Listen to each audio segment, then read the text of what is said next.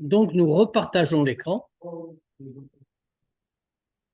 et nous en sommes donc à la page Lamed Vav, c'est-à-dire 71 du Tanya. C'est toujours le même chapitre, le chapitre Chaftet. Nous en sommes à peu près au milieu de la page. C'est-à-dire, vous voyez le point Nimtsa hi Adam Atzmo. C'est l'homme lui-même. Là, on va bien sûr, on va reprendre là, mais on va d'abord rappeler ce qu'on avait dit auparavant. Donc, qu'est-ce qu'on avait dit jusqu'ici? Dans les chapitres précédents, on avait expliqué à quel point la tristesse était une chose grave. C'est une chose, si j'ose dire, la tristesse, c'est triste. C'est grave parce que ça empêche l'homme d'avancer, parce que une raison d'être triste et en réalité fait partie des tours du Nefesh Abahamit, de la Sitra Achara pour nous empêcher d'avancer. Et donc, l'Admoazaken avait longuement expliqué qu'il n'y avait aucune raison d'être triste. Et il avait montré comment on est triste à cause de choses profanes, comment ça n'a pas lieu d'être parce qu'il n'y a pas de vrai problème en réalité, mais Dieu ne fait que du bien, etc., etc. Et si c'est pour des choses spirituelles, alors on ne comprend pas pourquoi. Parce qu'en réalité, au contraire, oui, on a des épreuves, spirituellement parlant. Oui, on a des difficultés, mais ça, si on n'est pas un tzaddik, ça même, c'est notre sort. C'est notre lot toujours de devoir lutter pour pouvoir avancer. Et donc, il n'y a aucune raison d'être triste. Et même si c'est uniquement pour des pensées, par exemple, quelqu'un pourrait dire, bon, je chute pas, mais j'ai des pensées des fois qui me viennent, et même dans des moments où je devrais penser uniquement à Dieu, pendant la tefila, etc. Il dit, mais même ça, c'est la même chose. Il n'y a aucune raison d'être triste pour ça. On pourrait être triste devant notre bas niveau si on était des tzadikim, parce qu'on a des mauvaises pensées, des pensées qui sont pas bien pendant des moments privilégiés comme la tefila. On pourrait être triste si on n'était pas qu'un Beinoni, mais on est un Beinoni. Un Beinoni a tout en lui toujours le Nefesh Abahamit qui est dans toute sa force. Et puisqu'il a son Nefesh Abahamit dans toute sa force, il lui fait monter des pensées en tête. Et c'est pour ça qu'il est né. C'est tout son rôle dans le monde, c'est de devoir toujours lutter. Fahim, mais je suis d'accord à 100%. Mais l'être humain, il a des événements dans sa vie qui le rendent triste. C'est sa nature. Il peut, il peut pas avoir de la joie dans certains événements. Alors, c'est exactement, là tu parles d'autre chose. Là tu parles de la première partie, tu ne parles pas des choses spirituelles, tu parles des choses matérielles, d'événements matériels, chas shalom négatifs. Oui, ça arrive, bien sûr, malheureusement. On va souhaiter que ça n'arrive à personne. Mais ça, si jamais ça arrive, quelle doit être l'attitude? Eh bien, l'attitude doit être très claire. Le Hadmour Azaken l'a dit dans la première partie de sa réponse. Il a dit, de toute façon, Enra Yored Min Hashamayim. Il n'y a pas de mal qui descend du ciel. Ça veut dire que tout ce qu'on voit et qui nous apparaît négatif ne l'est qu'à nos propres yeux. Et ça a un sens, et le sens est positif toujours. Et il faut en être convaincu, et il faut apprendre à regarder comme ça. Comme on a dit, Oui, oui, on peut être complètement convaincu et avoir mal de alors, souffrir d'une chose. mais fait la même chose. Ça veut dire quoi? Ça veut dire qu'on en souffre, mais ça ne doit pas nous rendre tristes, parce qu'on doit en voir le sens profond.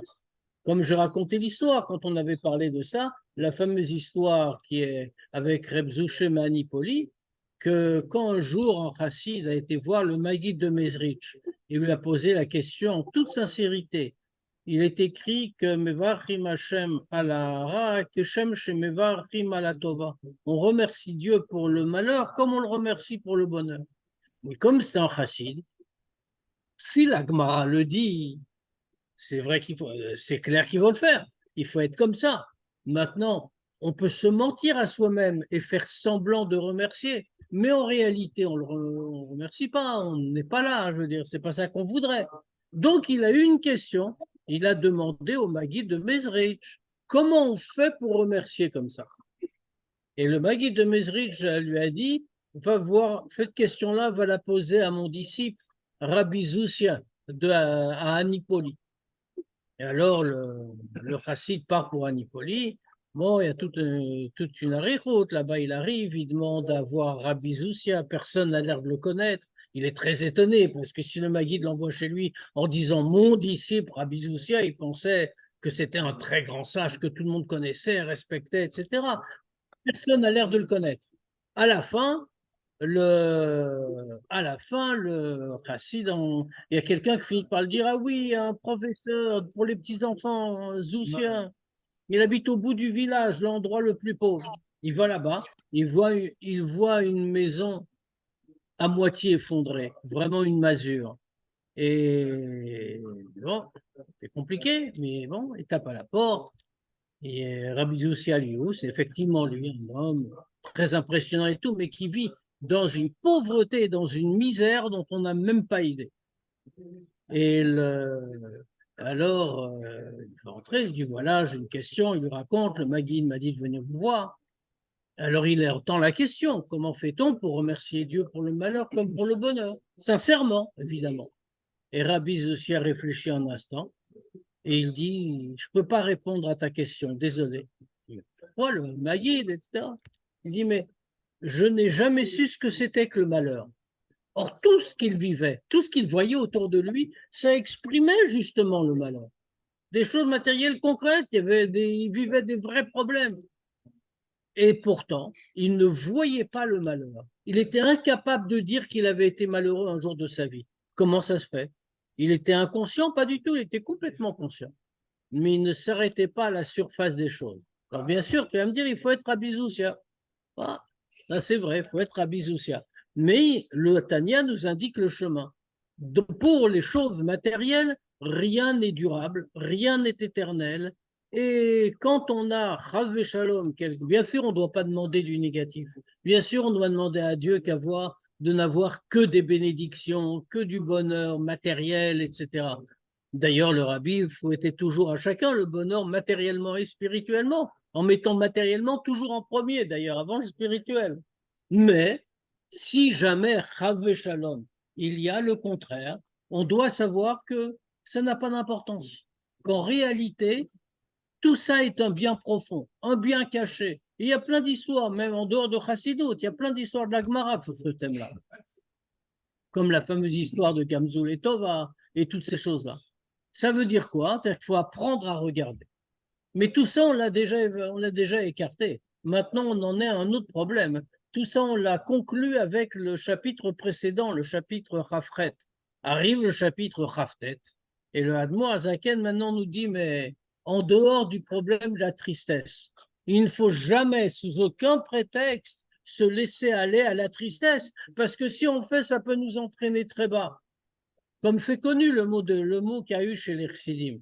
Les chassidim ont toujours dit, il y a une mitzvah qui n'est pas écrite dans le Shulchan Aruch, un mot authentique, hein. Il y a une mitzvah qui n'est pas écrite dans le Shulchan Aruch, mais qui, si on la respecte, peut conduire au plus haut des degrés. C'est laquelle? C'est le mikvé.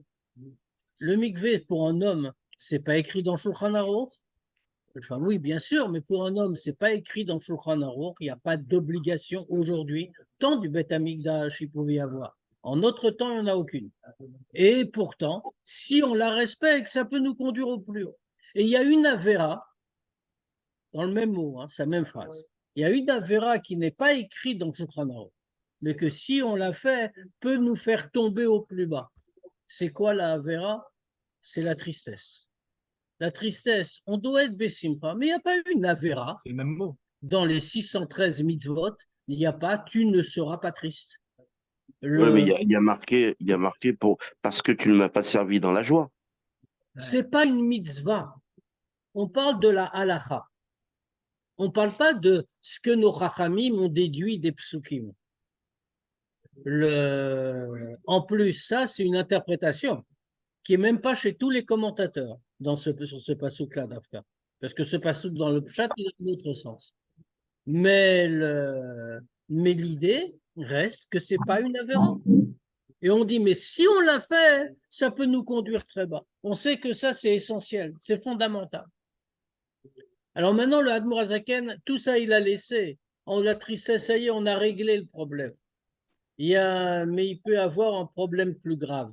Enfin, plus grave. Plus grave parce que différent. Parce qu'il est plus difficile à chasser, on va dire. Alors, c'est quoi ce problème plus difficile à chasser? Eh bien, c'est ce que l'Admoazaken a appelé ici, on l'a vu la fois dernière, Timtum Alev, l'assourdissement du cœur. Et le Admoazaken ajoute, et du cerveau. C'est cette semaine. Timtum Alev Ve'amoar. C'est Tanya cette semaine. Oui, oui. Ouais. Oui, on est en ce moment, Non, le slip. faut rattraper là. Hein. Et donc, le Admoazaken nous dit, qu'est-ce qui se passe? Qu'est-ce que ça veut dire, Timtum Alev Ve'amoar? Bouché. Voilà. On est bouché, mais au sens strict du terme. Qu'est-ce que ça veut dire être bouché? Normalement, un juif, quand il médite Idbonenut, alors par Idbonenut, il réussit à s'attacher avec Dieu. Il réfléchit à la grandeur de Dieu, et ça, normalement, ça doit lui déclencher de l'émotion, du sentiment. Or, il se passe normalement, en particulier pendant un moment privilégié. Le moment privilégié, c'est la tfila. Non, dans la tfila, on doit prier comme il faut. Je ne parle pas, il est bien évident, nous sommes entre bainonymes. Donc, il est bien évident que nous prions comme il faut, c'est-à-dire que nous disons tous les mots, nous comprenons le sens de ce que nous disons. On ne pense pas à autre chose pendant la tfila. Nous sommes des bainonymes, comme on a dit. Maintenant, normalement, quand on est comme ça en train de prier, n'oublions pas que la tfila, c'est le moment de l'attachement avec Dieu. Le inyan même de tfila ne veut pas dire prière, comme le Rabbi le souligne. Prier en français, ça veut dire demander. Pour ça, il y a un mot en hébreu. C'est pas tfila. En hébreu, ça s'appelle une bakasha. Une prière, une demande, on demande quelque chose à Dieu. Dans tfila, il y a un autre sens. Le mot tfila, c'est la même étymologie que le prénom Naphtali. Qu'est-ce qu'on l'entend d'ailleurs? Qu'est-ce que dit sa mère de Naphtali quand il vient au monde? Elle dit Naftali Elohim Gam Niftalti. Maintenant, mon mari va être attaché à moi. Elle se réjouit, c'est l'histoire de Léa, etc. Et Rachel et Léa. Et donc, elle se réjouit. Maintenant, elle a un fils en plus. Elle a autant de fils que tout ce qu'a pu faire sa sœur, etc. La moitié de ceux qui doivent naître. Et donc, elle dit maintenant, mon mari va être attaché à moi. Ça veut dire que l'idée de Naphtali, Tfila, le sens de ce mot, c'est être attaché. Qu'est-ce que ça veut? Donc, la Tfila, c'est un moment privilégié d'attachement à Dieu. Comment ça se fait que ça ne marche pas? Enfin, ça marche. Comment on ne le ressent pas? Timtum Alev. Et comment on le voit, ce Timtum Alev? Normalement, on devrait réfléchir pendant la Tfila et notre cœur devrait s'ouvrir. Et quand notre cœur s'ouvre, on devrait comprendre, ressentir la grandeur de Dieu et donc nous attacher à lui. Si ça ne marche pas, ce n'est pas parce que la tfila ne marche pas, c'est parce qu'on est bouché. On a le cœur et le cerveau bouchés. Alors comment faire pour le déboucher? C'est ça tout le sujet. D'abord, on n'est pas encore. Hein. Le Admour Azaken nous a dit d'où vient le fait que ce soit bouché. D'où vient le fait que c'est pas qu'on comprend pas. On n'a pas dit ça. On ne parle pas de quelqu'un qui est très bête, ça peut arriver. Quelqu'un qui est complètement stupide, on a beau lui expliquer la grandeur de Dieu, il ne sait pas, il ne comprend pas. Non, ça peut arriver. Lui, on ne le lui demande pas. On ne lui demande pas plus que ses moyens. Mais quelqu'un qui comprend. Comment ça se fait que ça ne déclenche pas en lui quelque chose? Un élan vers Dieu. C'est en réalité pas parce qu'il n'a pas compris, ou qu'il ne fait pas d'effort, ou qu'il n'a pas bien fait cette fila, c'est un Benoni. Il fait donc bien cette fila par définition. Mais c'est parce qu'en lui, il a la grossièreté, une certaine grossièreté. La grossièreté de la klipa. La klipa est grossière, la sitracha est grossière. Et c'est en lui, c'est en Benoni. Il n'a donc pas chassé encore le mal. Qui a chassé le mal? Uniquement les tzadikim. Pour un tzadik, le mal est répugnant. Ça ne monte pas au cerveau, mais ça reste dans le lait. Oh, ça monte au cerveau aussi. On dit que ça bloque au cerveau quand c'est ouais. Timtum Alev Ve'amoar. Le Admour Azaken rajoute Ve'amoar. Mais Benoni, on a dit que ça bloque par rapport à Chokma Bin Hadat. Oui, mais Ça veut dire qu'il va comprendre, il ne va pas se laisser faire. Mais D'abord, le mal. normalement, le cerveau va commander au cœur. S'il n'arrive pas à faire passer une idée du cerveau au cœur, c'est parce que les circuits sont bouchés. Pourquoi? Parce que justement, la Sitra Ahara est devenue trop forte, trop puissante. Et donc, elle vient par-dessus, elle vient étouffer le Nefesh et Elokit et elle vient cacher sa lumière. Mais qu'il n'a pas fauté, c'est juste qu'il n'a pas de kavanot. Parce qu'un Béloni ne faute pas. C'est-à-dire qu'à pied à la il va faire la prière, il va prononcer ce qui fait que ça va Qu'est-ce que ça veut dire des cavanotes? Les kavanot, c'est-à-dire que bien être à l'intérieur justement de la tefila. C'est-à-dire, est-ce qu'il va avoir les sentiments qu'il devrait avoir et l'élan pour s'attacher avec Dieu? C'est ça la question. Oui, Or, il ne l'a pas. Il ne l'a pas parce que son cœur est bouché. Et son cerveau est C'est bouché. pas une avéra, c'est pas une dour dans la mitzvah, mais c'est pas une avéra. On ne parle pas ici en termes de mitzvah et d'avera. Mhm. Dans Tanya Bichlal, on parle, c'est pas un Shulchan Aruch. Non, ça n'a rien à voir. On ne parle pas en termes de mitzvah et d'avera, c'est pas ça le sujet. On est en train de dire qu'il manque quelque... Notre but à tous, à n'importe quel juif, racide ou pas, c'est de s'attacher avec Dieu. Ouais.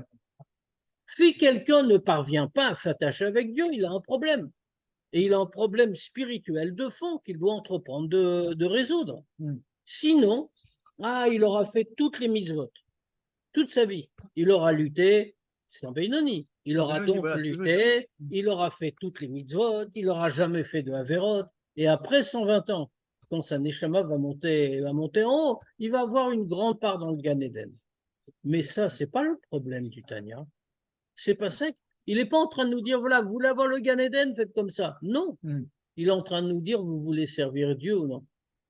Vous aurez des récompenses, mais les récompenses du Gan Eden, on ne les veut pas. Ce qu'on veut, c'est le lien avec Dieu. Même si on nous donne les récompenses du Gan Eden, on ne va pas refuser. C'est sûr. Mais c'est pas le but. Le but de la vie, c'est pas ça.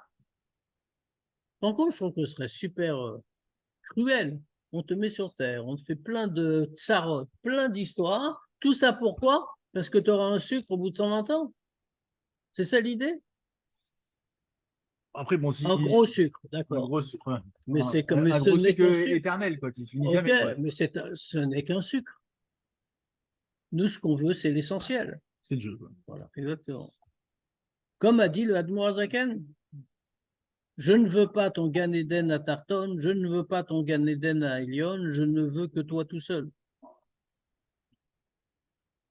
Alors, comment faire pour déboucher tout ça? Puisque c'est essentiel. Comment on va faire que la lumière de la Neshama écarte la Sitra, écarte la Klippa? Si on a le cœur bouché, l'esprit et le cerveau bouché.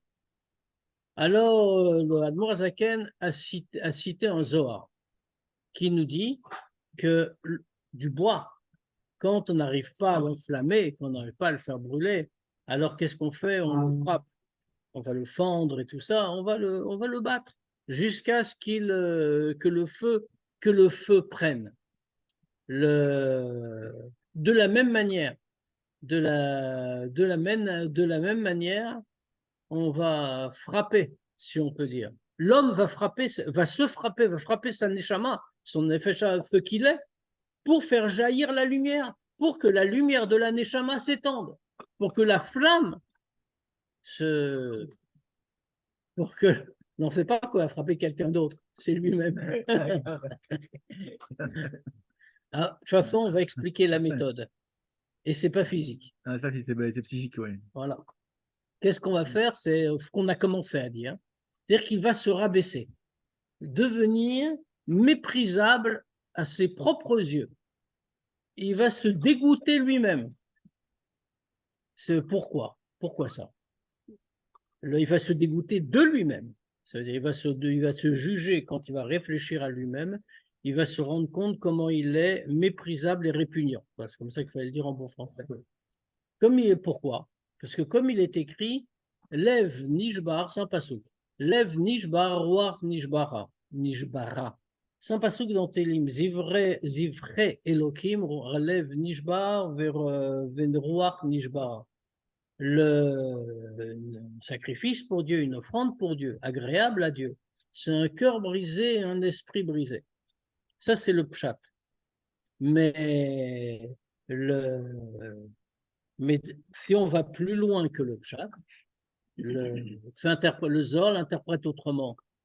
Il dit que le roi dont on parle ici, dans le pshat, c'est le roi de l'homme. Il y a une offrande, belle offrande pour Dieu. C'est quand l'homme a le cœur brisé, l'esprit brisé, il fait tchouva, ça veut dire. Mais le Zohar dit, non, c'est pas comme ça qu'il faut lire. Lev Nishba, quand on a un Lev Nishba, un esprit, un cœur brisé, alors on brise Ruach Nishbara. On brise le Ruach, l'esprit de la Sitra Achara. Pourquoi? Pourquoi est-ce que c'est un lien de cause à effet comme ça? Parce qu'en réalité, la Sitra Achara fait quelque chose qui ne veut que grandir, ce qui veut exister. C'est toute la différence entre la Gdusha et la Sitra Achara. La Gdusha ne veut pas exister. Pourquoi elle veut s'unir avec Dieu? Elle n'a pas de Metziot, comme on dit. Alors que la Sitra Achara, elle a une Metziot. Elle veut exister, elle veut qu'on la voie. Et donc, quand quelqu'un la rabaisse, et la rabaisse autant qu'il peut, par un Lev Nishba, par un cœur brisé, alors le roi de la Sitra Achara, Nishbara, le roi de la Sitra Achara est brisé aussi puisqu'on lui retire sa Metziot, c'est-à-dire sa raison d'être. Alors maintenant, on a une question. C'est la question sur laquelle on était resté, sur laquelle il faut revenir, parce qu'en vérité, on avait été un peu vite la fois dernière. Sur cette toute dernière partie, il était déjà tard. Donc, qu'est-ce que dit le Tanya? On veut écarter la Sitra Achara. On veut que la lumière de la Neshama l'emporte sur la Sitra Achara. Et pour ça, on dit, t'arrives pas à faire prendre le feu. Alors, dans ce cas-là, tu dois frapper. Tu dois te frapper. Te frapper, comme on vient de le dire, en réfléchissant, en te rendant compte, comme tu es bas, comme tu es méprisable, comme tu es répugnant, et comme ça, tu auras le cœur brisé, tu as brisé la Sitra Achara. Mais on a une vraie question. Quand l'homme se traite comme ça, va être dépressif, quoi. Non, c'est constructif tout ça. Hein. Ouais, mais... Et dépressif pour quelqu'un qui est possédé par la Sitra Achara. Pourquoi? Pourquoi ça le rend dépressif? Celui qui est possédé par la Sitra Achara. Parce que t'as qu'à regarder dehors dans le monde dans lequel on vit. Il faut apparaître le plus beau, le plus grand. Même déjà quand les gens vieillissent, chez les gens pas de chez nous évidemment, les gens vieillissent, déjà ils sont dépressifs parce qu'ils sont pas beaux comme quand ils avaient 20 ans. Ils doivent faire des opérations pour bien lisser leur visage et tout ça. Pourquoi ils font tout ça? À la fin, ça finit en Bogdanov. Mais pourquoi ils font tout ça? Pourquoi? Parce qu'ils ne peuvent pas supporter de perdre quelque chose de leur métier. Et donc, ils sont dépressifs dès qu'ils perdent un peu. Maintenant, quand quelqu'un n'est pas perclus de Yetzer Hara et de Nefesh Abahamit et de Sitra Achara, comme on voudra dire. Alors, lui, il se juge pour ce qu'il est. Ah, maintenant, on a quand même un problème. On est en train de dire, quand l'homme se fait ça, s'inflige ce traitement, c'est comme ça qu'il brise la Sitra Achara. Mais pourquoi? C'est un Beinoni, c'est quelqu'un de bien. On dirait qu'on est en train de parler du pire homme de la terre. Je rappelle que nous sommes en train de parler d'un Beinoni, c'est-à-dire de quelqu'un qui ne fait jamais aucune avérote, ni en pensée, ni en parole, ni en action. Même pas en pensée. Il n'a jamais une mauvaise pensée. Et même si elle lui monte dans la tête, comme on a dit, immédiatement, il est capable de la rejeter, il ne la laisse jamais s'installer. C'est un homme dont le comportement est parfait. Et on dit que quand il va se traiter de tous les noms et se dire qu'il est le pire des êtres que la Terre ait jamais porté, mais avec sincérité, bien sûr, ne fait pas semblant. Alors, à ce moment-là, c'est parfait, il va briser la Sitra Achara. Mais pourquoi? Quel rapport avec la Sitra Achara? Lui, il est très bien. Alors, justement, c'est ce que le Tanya enfonce un peu le clou, si je peux me permettre l'expression. C'est là où on était juste avant le point. Parce que la Sitra Achara, Shehihi Adam Atzmo Bebeinonim, la Sitra Achara, c'est l'homme lui-même chez un Beinoni. Pourquoi? chez Nefesh Achionit Amechaya Aguf, qui betokfa ketoldata, belibo nimtsa. Or, pourquoi? Parce que le Beinoni, avec quoi il vit? Matériellement, c'est un être humain. D'accord, il est parfait, il fait tout bien. Mais à part ça, c'est un être matériel. Et qu'est-ce qui fait vivre son corps matériel? C'est le Nefesh Achionit, l'âme vitale. Le Nefesh Achionit, qu'est-ce que c'est? C'est l'autre nom du Nefesh Abahamit. On l'appelle Nefesh Abahamit. Il n'est pas entièrement du côté de la Klippa, il n'est pas entièrement du côté de la Gdusha, mais c'est grâce à lui que le corps vit. Sans Nefesh Achionit, on ne peut pas vivre. Et on l'a tous. Chez un tzaddik aussi. Le tzaddik a un Nefesh Achionit également. Mais le tzaddik, quand il a un Nefesh Achionit, il l'a raffiné. Et le Nefesh Achionit a complètement basculé du côté du Nefesh Elokit. Il n'a plus rien de mal. Donc, il n'a pas ce problème-là. Et d'ailleurs, il n'a pas de mauvaise pensée, il n'a pas toutes ces choses-là, parce que son Nefesh Achionit est devenu Gdusha en réalité. Mais Sham Beinoni, comme dit ici l'Admor Azaken, le Nefesh Achionit qui fait vivre le corps, il est dans le cœur aussi fort qu'à la naissance. Autrement dit, c'est un pur Nefesh Achionit avec toutes les capacités du Nefesh Abahamit, sans changement. Or, le Nefesh Elokit du Beinoni a besoin du Nefesh Achionit. Il va s'habiller dedans pour vivre matériellement. Oui. Donc, dans ce cas-là, puisque sa force n'a jamais été réduite, quand l'homme vit tout simplement, eh bien, qu'est-ce qui se passe? C'est la Sitra Achara qui le fait vivre. Et donc, ce que dit ici le Admor Azaken, hi Adam Atzmo, le feu, la Sitra Achara, c'est l'homme lui-même, c'est ce qu'il fait vivre. Alors évidemment, puisque la Sitra Achara est présente en lui, et puisqu'elle est dans toute sa force, puisqu'il n'a pas encore vaincu, qu'il en est toujours à lutter contre elle pour la repousser, mais qu'il n'arrive jamais à la vaincre, alors dans ce cas-là, il doit se rabaisser. En se rabaissant, il rabaisse la Sitra Achara. D'où le conseil qu'il vient de nous donner. Et comme on va le voir, le Admor Azaken va développer cette idée. Ve'a nefesh ha'elokit. Et à propos, au sujet du nefesh ha'elokit, chez Bo Neymar, qu'à fond sujet, qu'est-il écrit du nefesh ha'elokit? On le dit tous les matins dans les brachot du matin. Neshama shenatata bi. La neshama que tu as mise en moi, que tu as donnée en moi, théoraï, elle est pure. Quelle expression employée dans le texte? Chez Natatabi Daika, on emploie très précisément l'expression la neshama que tu as donnée en moi. Miklal, Shadamatsmo, Ineno Neshama Théora. Si on remercie Dieu de nous avoir donné une neshama Théora, alors ça veut dire que l'homme lui-même, c'est pas lui qui incarne la neshama. La neshama est un cadeau qui lui vient de Dieu, que Dieu lui a donné. C'est-à-dire, Shehi, Ena neshama Torah kim batzadikim. Seulement chez les tzadikim. Ça veut dire que pour un Beinoni, la neshama Théora, elle est comme un invité étranger. C'est pas lui profondément. Lui profondément, sa vie, Nefesh Achionit, la Sitra. Donc, quand on dit Tatabi Théora, on parle d'un Nefesh Abahamit. Non, on parle de la Neshama, mais de la Neshama qui est un invité que Dieu nous a donné, qui n'est pas nous. Notre personnalité, c'est pas ça. Mais on l'a quand même, Baruch Hashem. Dieu nous l'a donné. Et c'est important, bien sûr.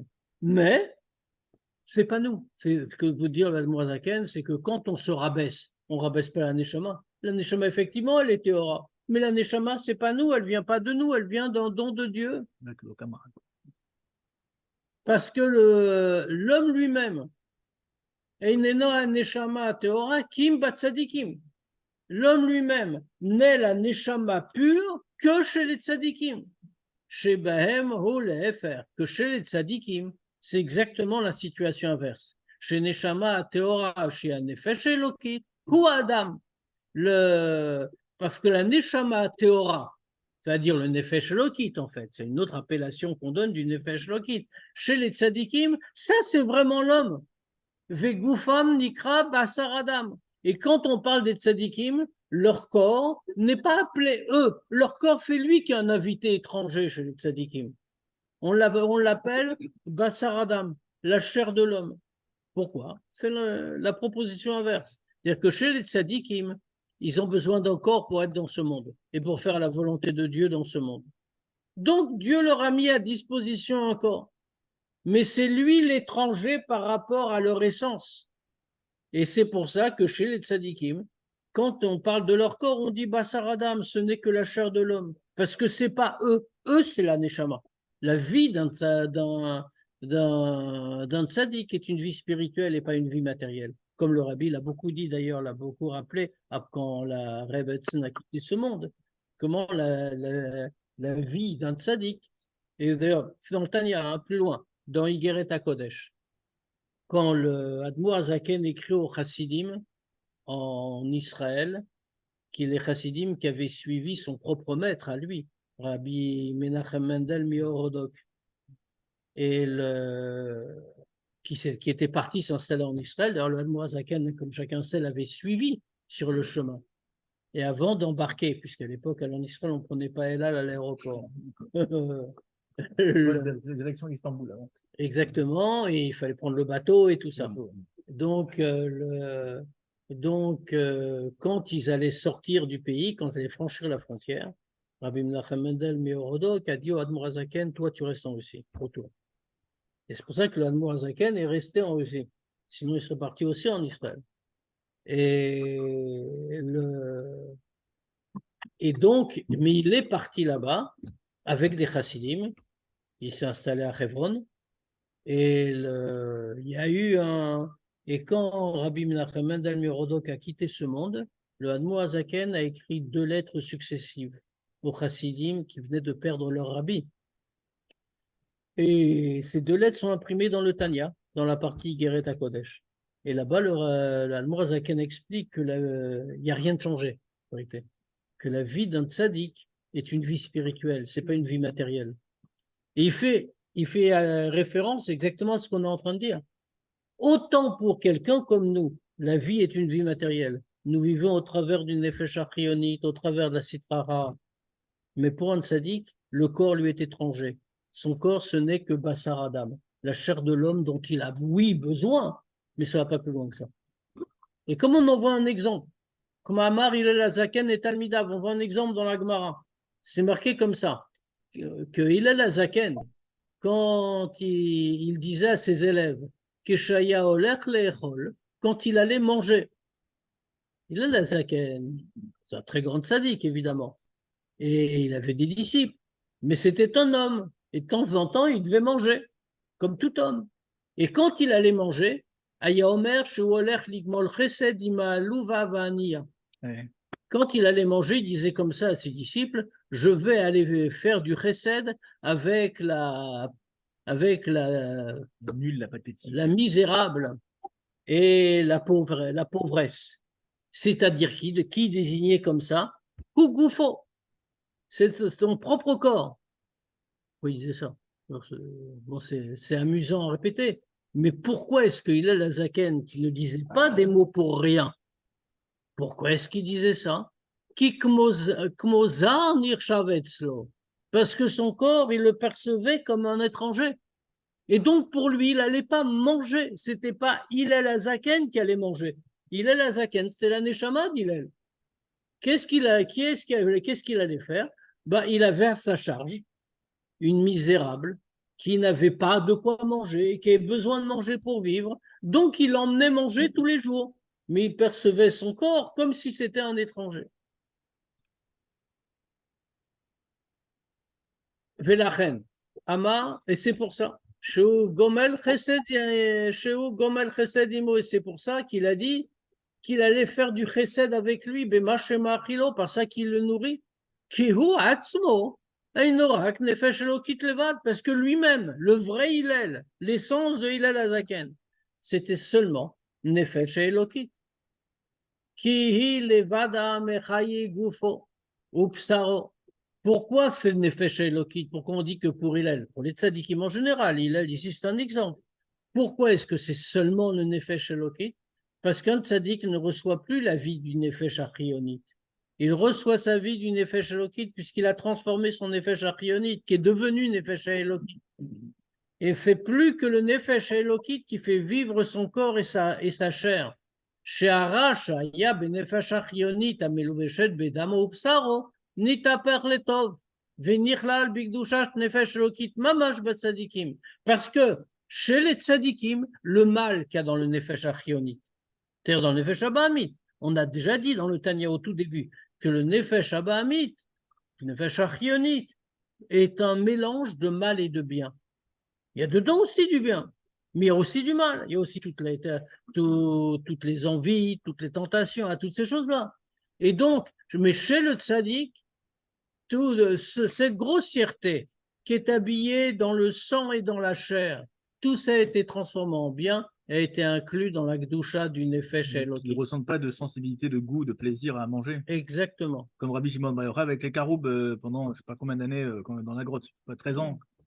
Il y a une histoire qu'on raconte à propos du Admour Azaken.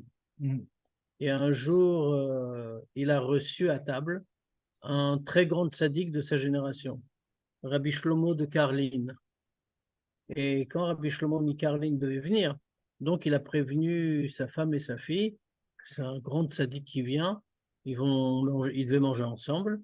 Et je ne sais pas quel problème il y avait à l'époque, c'est attaché avec Napoléon, etc. Parce que Rabbi Shlomo Mikarlin était pour Napoléon, la Morazaken était pour le tsar.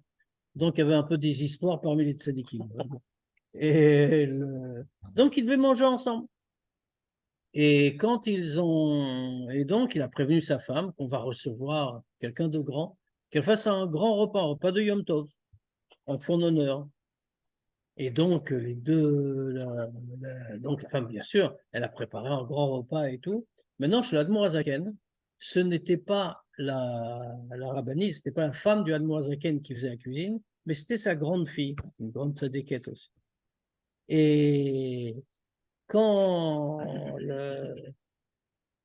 donc, quand la mère a vu qu'ils allaient recevoir un grand tzaddik, elle a dit aujourd'hui, c'est moi qui fais la cuisine. Pour ce jour-là, c'est moi qui fais la cuisine. Sa fille n'a pas été contente. Elle a dit quoi? Moi, je fais la cuisine toute l'année. Et voilà, aujourd'hui, il y a un mérite spécial de faire la cuisine pour deux grandes tzadikim. Tu me retires ce mérite, c'est pas juste. Et donc, comme c'était, même ça a l'air un peu drôle, mais c'était des choses très, très importantes, très profondes. Donc, elles ont été demandées au Admour Azaken comment faire pour qu'il n'y ait pas d'histoire. Et donc, l'Admour Azaken a partagé les tâches. Elle dit, toi, tu feras ça, toi, tu feras ça. Comme ça, tout le monde est content, tout le monde a participé au repas. La fille, ou la mère, je ne sais pas qui a fait en premier, enfin, pour la première partie, commence, elle fait sa partie. À la fin, quand elle a terminé sa partie, elle dit, ah, mais on n'a pas précisé qui doit mettre le sel. Or, le sel, c'est la conclusion de la confection du repas. Et tout est appelé, comme c'est toutes les deux des femmes qui savaient étudier, qui comprenaient les choses, etc. Ce n'étaient pas des femmes naïves. Ce n'est pas juste des cuisinières, je veux dire. Quoi qu'il n'y a rien de mal à être une cuisinière. Et elle dit, et donc la première dit, mais le repas va être conclu par celui qui met le sel. Et c'est lui qui aura le mérite.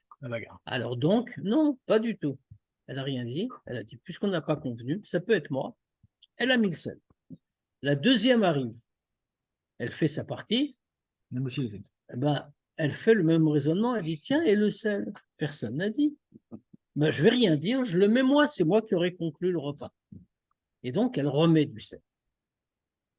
Le Rabbi Shlomo de Karlin arrive, on se met à table et on sert le repas. Manque de chance, comme tout le monde a mis, comme les deux ont mis du sel, le repas est immangeable.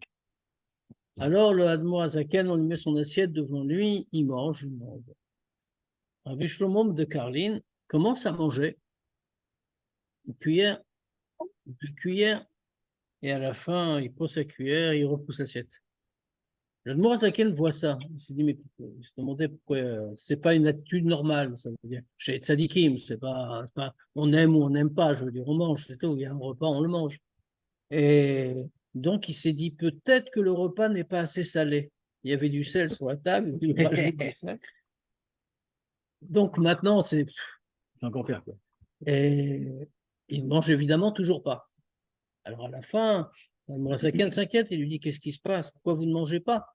Et Rabbi Shlomo de Karlin lui répond, je fais jamais attention au goût des choses matérielles. Ça n'a aucune importance. Ce qui était vrai, c'est un grand sadique, encore une fois. Il dit, mais cette fois-ci, c'est pas une question de goût. On peut pas manger, ça brûle, tellement c'est salé. Bon, ça ne dit rien, Rabbi Shlomo de Karlin insiste, il dit, maintenant c'est moi qui ai une question. Moi, j'arrive pas à manger parce que c'est trop salé, ça brûle. Comment vous faites-vous pour manger? Alors le Admour Azaken répond à Rabbi Shlomo de Karlin, il lui dit, moi, ce n'est pas que je ne fais pas attention au goût des choses matérielles. Depuis que j'ai été chez notre maître, le Maguide, je ne sens plus le goût des choses matérielles. C'est-à-dire qu'on a un niveau. Mais dans ça, Voilà, il ne pouvait pas être tunisien.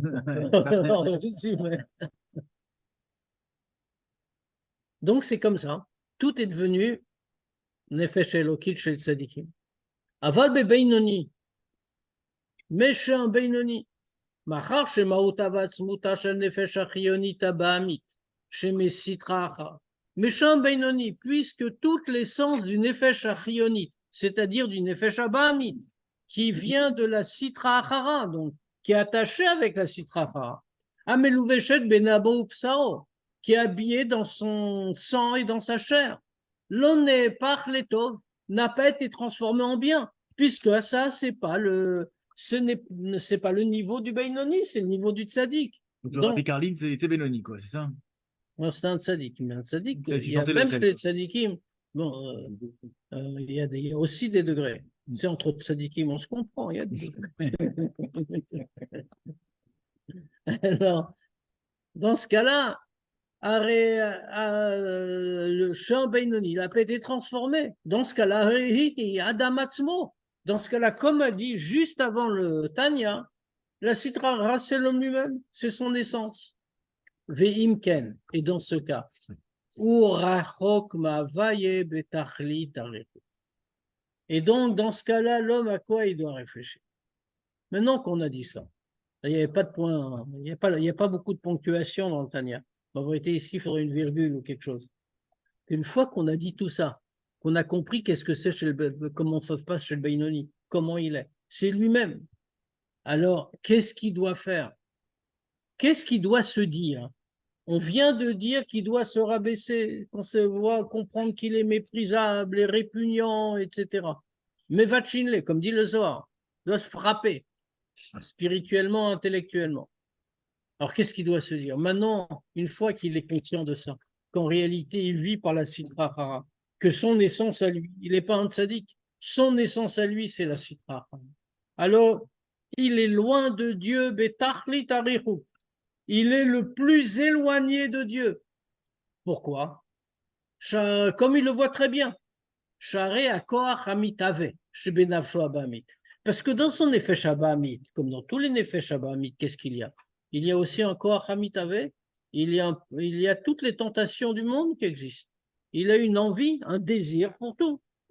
Or, ce désir-là, Yachol Gam Ken Litavot Lidvarim Asurim, il peut même en venir.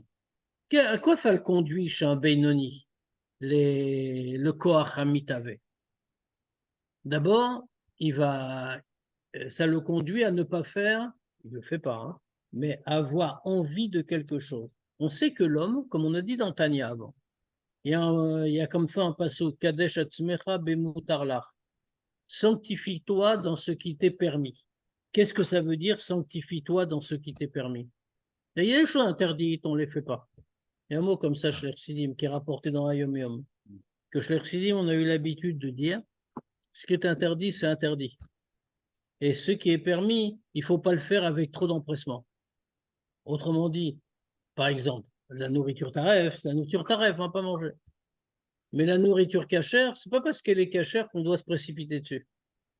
Ça s'appelle Kadesh Atzmecha Bemutarlach. Sanctifie-toi dans ce qui t'est permis. Ça veut dire même dans ce qui t'est permis, il peut avoir une tava, une envie. Or, avoir une envie d'une chose matérielle n'est pas une chose positive. Parce qu'avoir envie d'une chose matérielle, c'est faire passer la grossièreté de la matérialité avant le lien avec Dieu. Donc, on se sanctifie.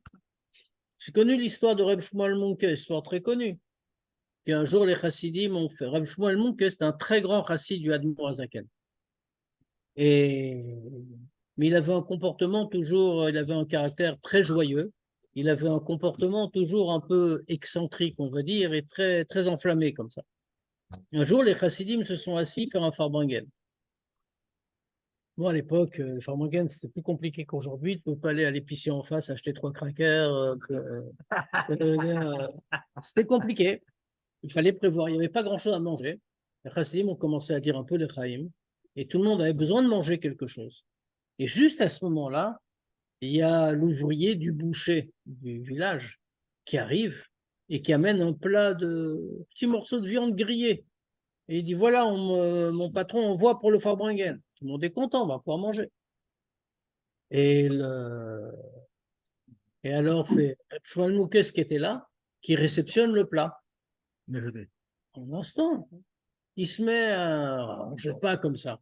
Il prend le plat, et puis au lieu de le poser sur la table, comme tout le monde pensait qu'il allait faire, il se met à tourner autour de la table, à danser avec, etc., etc. Alors au début, les gens pensaient que c'est son caractère, il voulait mettre un peu de simcha, etc. Et puis ça se prolonge, il ne vient pas. Alors, bon, c'est bon, ça y est. Le steak. Pause, tout le monde a faim. Et lui, il continue.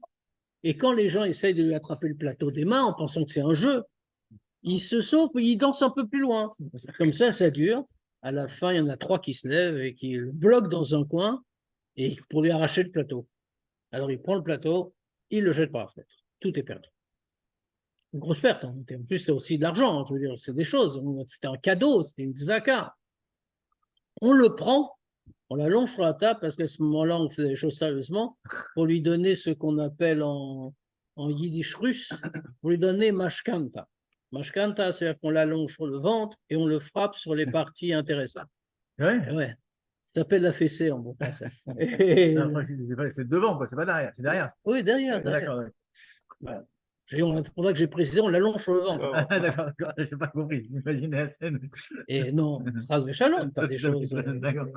En plus, c'est assourd. C'est assourd, ça fait très mal en plus.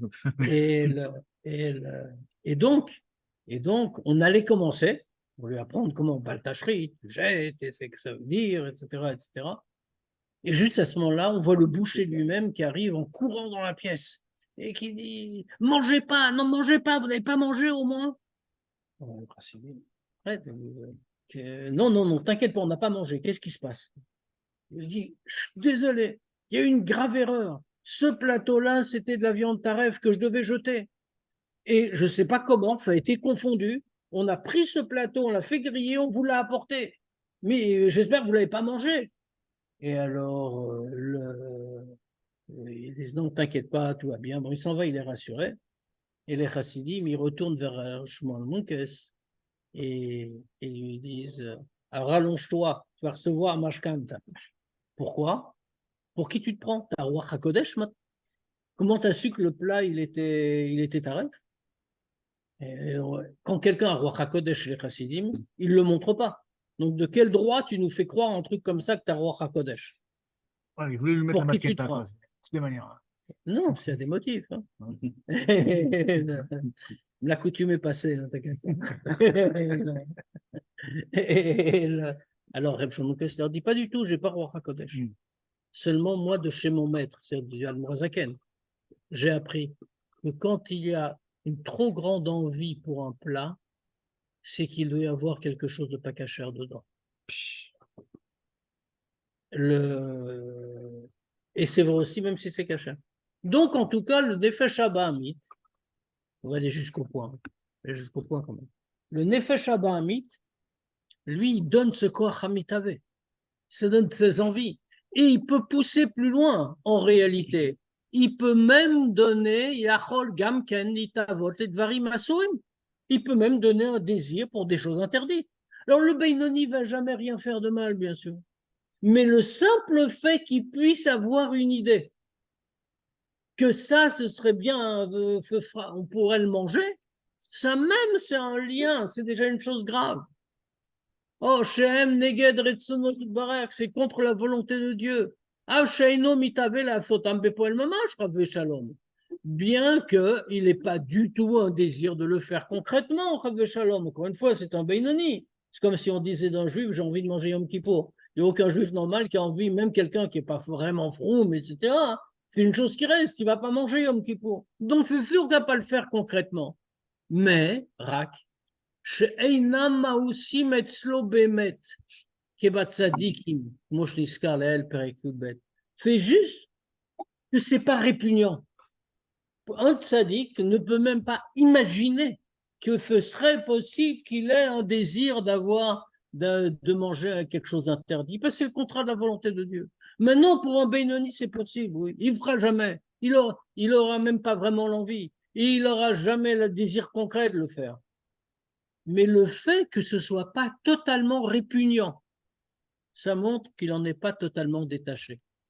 Et donc, vraiment, il est très, très loin de Dieu, puisqu'il est même imaginable qu'il a en lui, en tout cas, un potentiel d'une envie d'une chose interdite contre la volonté de Dieu.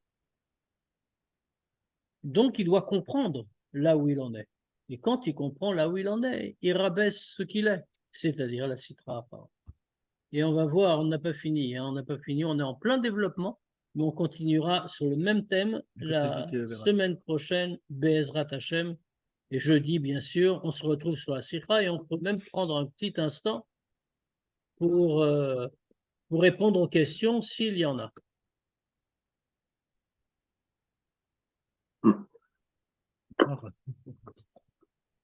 Et s'il n'y a pas de questions, oui, il y en a. S'il n'y a pas de questions, on se dit à jeudi. Il y a une très belle Sikha qui nous attend. Ah, c'est noté assez là. Shavuot Tov. Shavuot Tov.